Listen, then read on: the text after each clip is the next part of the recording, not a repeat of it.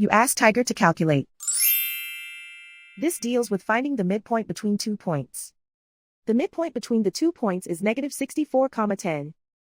Let's solve it step by step. Plot the 2 points and calculate the midpoint using the formula. The coordinates of point 1 are, x1 equals negative 99, y1 equals 70. The coordinates of point 2 are, x2 equals negative 29, y2 equals negative 50.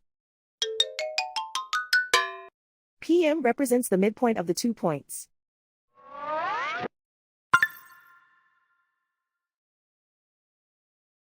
Use the x values in the midpoint formula to find the midpoints x. x1 equals negative 99. x2 equals negative 29. Simplify the arithmetic.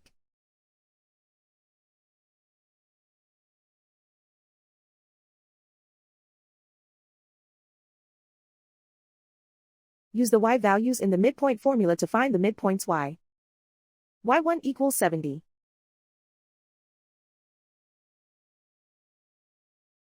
y2 equals negative 50. Simplify the arithmetic.